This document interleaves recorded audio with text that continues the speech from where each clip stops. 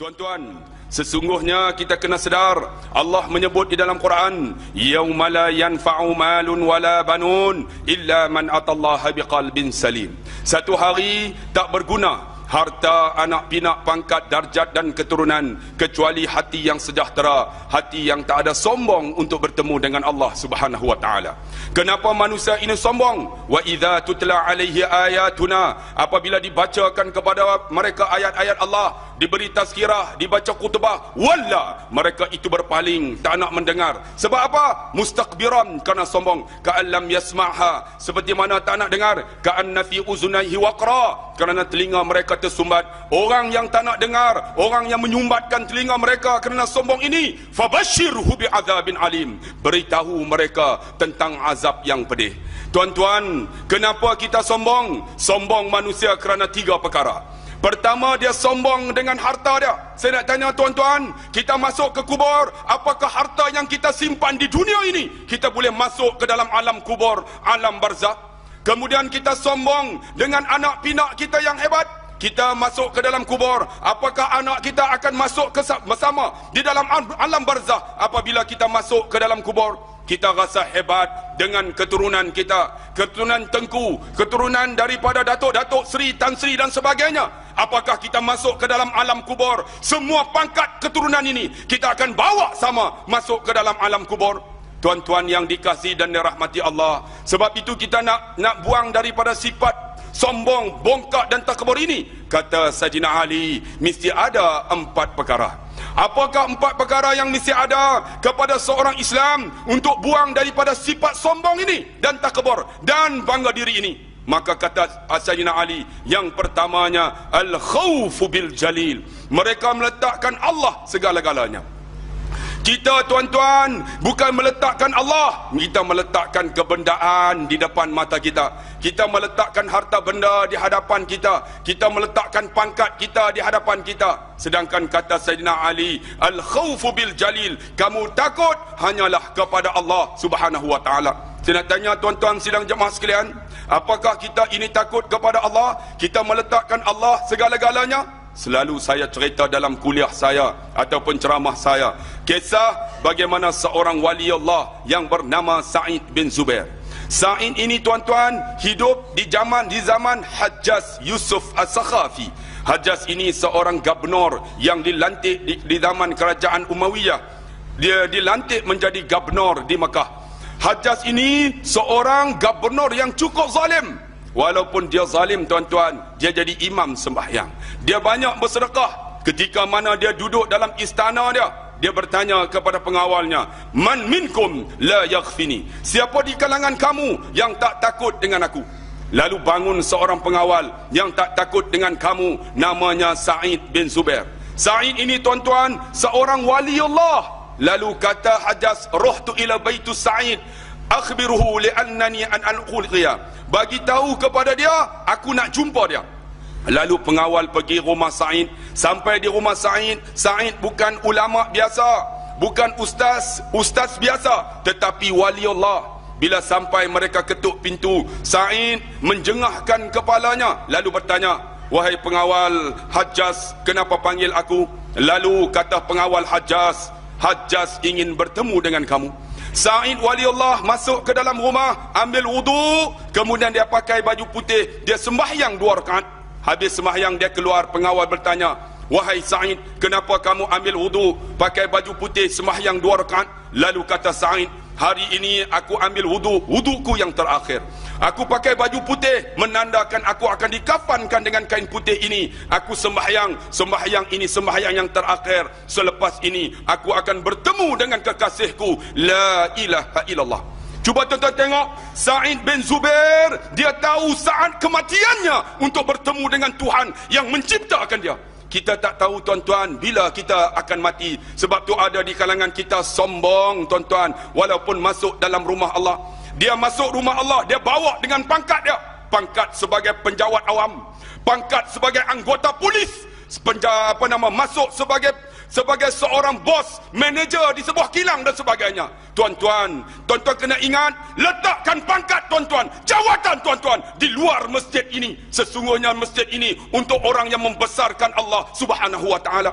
Sa'id tuan-tuan, seorang waliullah.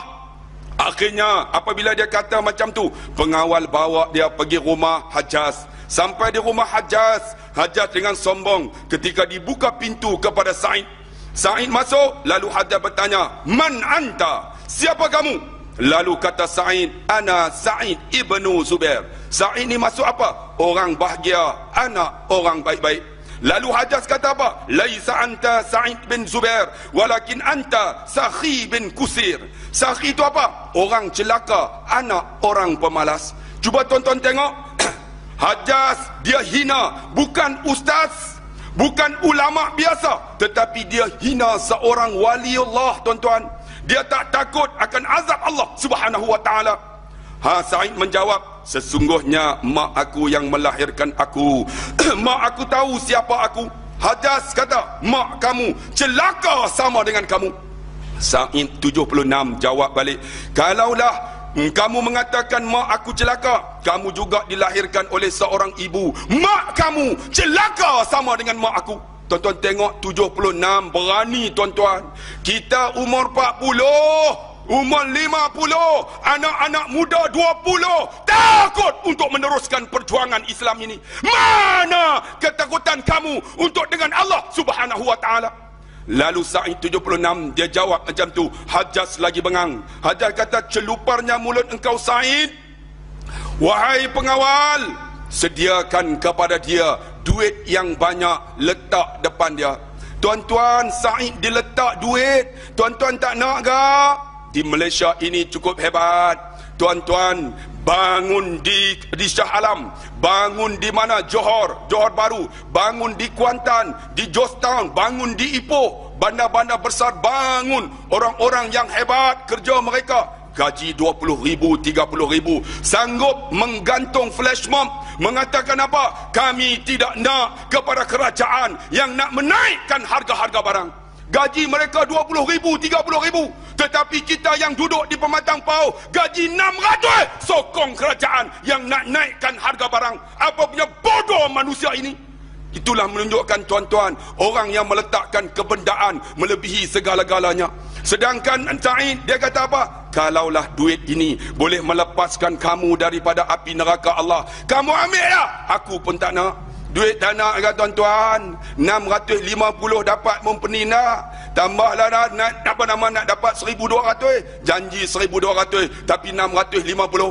Janji minyak tak naik, minyak naik. Selepas ini naik, apa lagi pula tuan-tuan? Tol nak naik, elektrik nak naik lagi. Lepas ni apa lagi nak naik tuan-tuan? Tuan-tuan tengok, itulah yang dikatakan kerajaan yang meletakkan rakyat, mengutamakan rakyat daripada segala-galanya. Apa yang kena? Semua kita. Tetapi kita pun macam mana? Kita meletakkan mereka. Kita tak letak Allah Subhanahu wa taala sebagai pemberi rezeki kepada kita.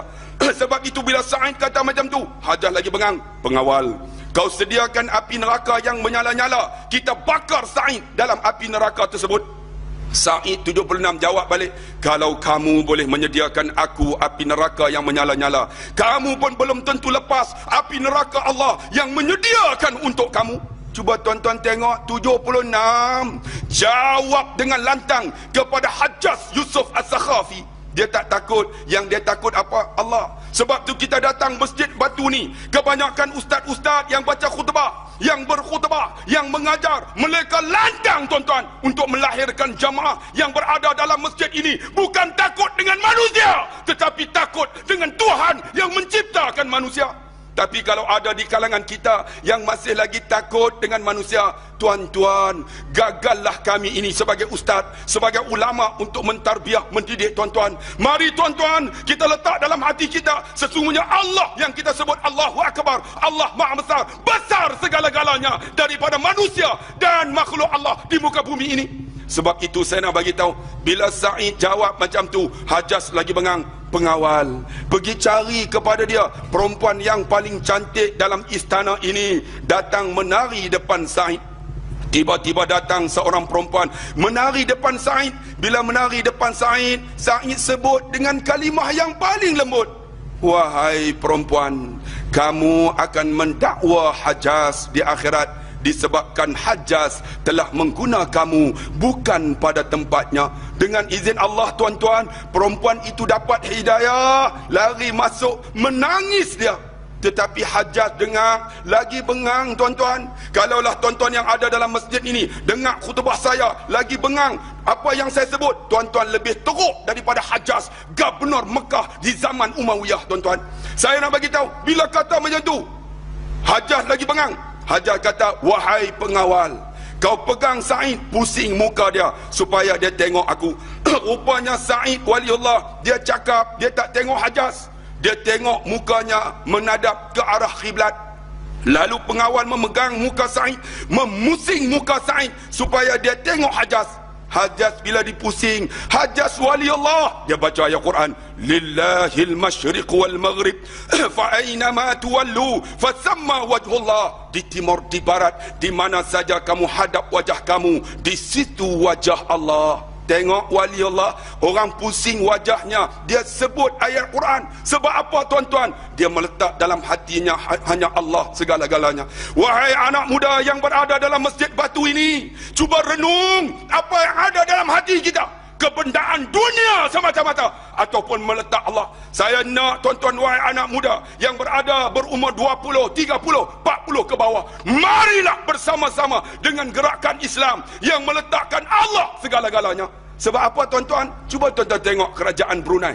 Bila mereka meletakkan Allah, Sultan dia sanggup memberitahu kepada rakyat, pada 1 Januari 2014 kerajaan Brunei akan melaksanakan hukum Allah. Tuan-tuan tahu atau tidak, bila sebut macam tu, orang hantam mufti Brunei. Brunei tak akan datang pelabur untuk melabur. Brunei akan lari daripada pelancong-pelancong. Tetapi mufti Brunei mempertahankan. Dia kata, ini hukum Allah, kami pertahankan hukum Allah. Allah bantu kami. Bantu macam mana? Dia kata, cuba tengok Saudi Arabia, walaupun melaksanakan hukum Allah, setiap bulan orang yang datang menziarah Mekah dan Madinah hampir 4 juta tiap-tiap bulan. Rezeki bukan milik UMNO, rezeki bukan milik Barisan Nasional, rezeki bukan milik siapa-siapa, tetapi milik Allah Subhanahu wa taala.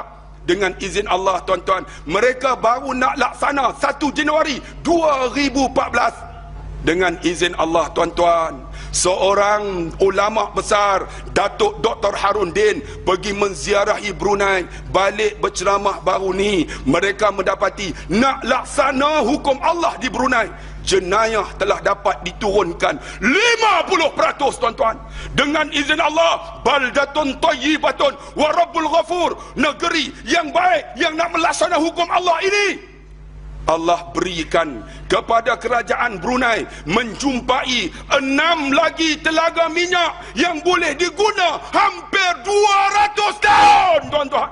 Inilah dia yang kata baldatun tayyibatun wa rabbun ghafur. Allah bagi keampunan dan rezeki yang melimpah-limpah. Kerana apa tuan-tuan? Mereka meletakkan Allah segala-galanya. Sebab itu tuan-tuan, saya nak bagi tahu kepada tuan-tuan, apabila Sa'id dikata macam tu, Sa'id dipusing, dia baca ayat Quran, Hajjaj lagi bengang.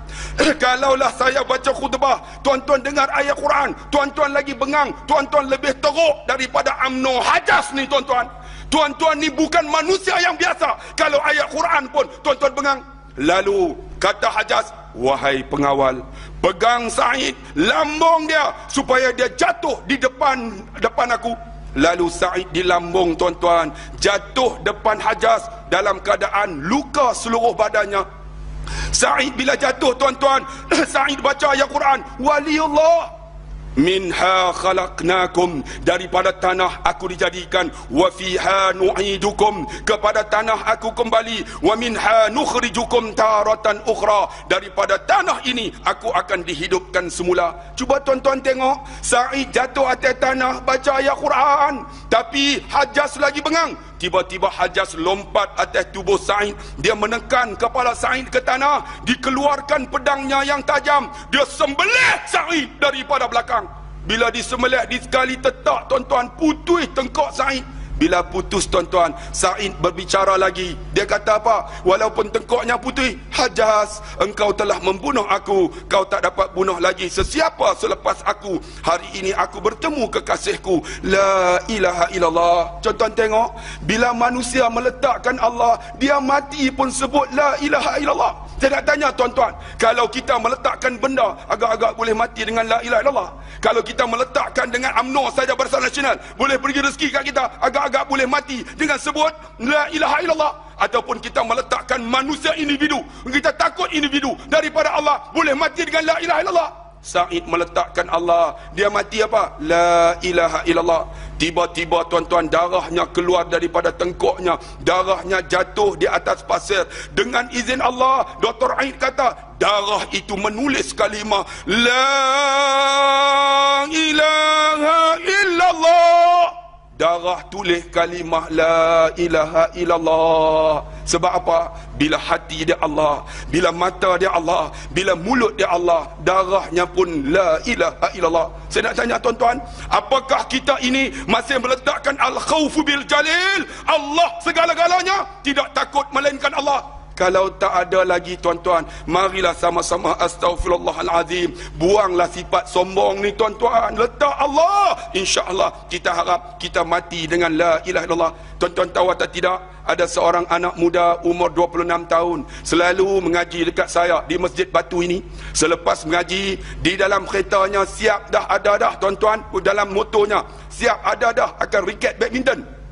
Lepas mengaji, pergi main badminton. Lepas mengaji, main badminton. Satu hari balik pada main badminton tuan-tuan, dia kena serangan jantung. Dia berhenti tepi lebuh raya. Dia letak akan pelapik riketnya. Lalu dia angkat Allah. Dia sujud kepada Allah di tepi lebuh raya. Allah ambil nyawanya dalam keadaan sujud di tepi lebuh raya. Siapa tuan-tuan? Anak muda yang mengaji di Masjid Batu ini, yang meletakkan Allah, dia mati sujud dengan la dengan Allah di mulutnya dalam keadaan sujud di tepi lebuh raya. Kita nak orang macam ni lah tuan-tuan. Kalau boleh bertemu dengan Allah, saya pun nak sangat tuan-tuan untuk mati boleh sebut Allah. Sebab itulah tuan-tuan, nak macam mana? Marilah kita berkawan dengan sahabat-sahabat kita yang sama-sama meletakkan Allah segala-galanya. Itu yang pertama. Yang kedua apa? Wal amalu bitanzil, beramal dengan Al-Quran. Nabi dah tak ada tuan-tuan. Tuan-tuan nak dapat mujizat Nabi, bulan terbelah, tak ada dah.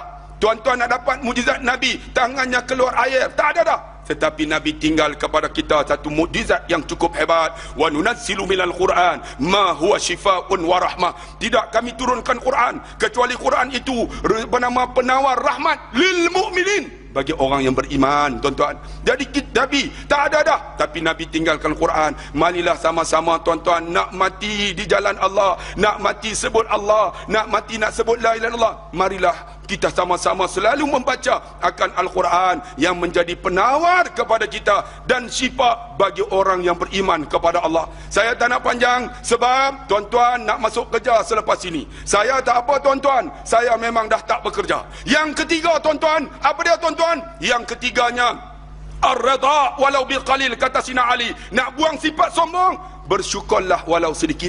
Ada di kalangan kita, dia kata ada duit dalam poketnya, dia nak masuk dalam tabung masjid, kedekut tuan-tuan. Dia ingat duit tu dia punya. Rupanya dia tak tahu, dia keluar daripada masjid ni, tiba-tiba tayar kereta dia pancit. Rupanya duit dalam poketnya untuk Cina repair tayar kereta kita. Mana milik kita? Saya nak bagi tahu.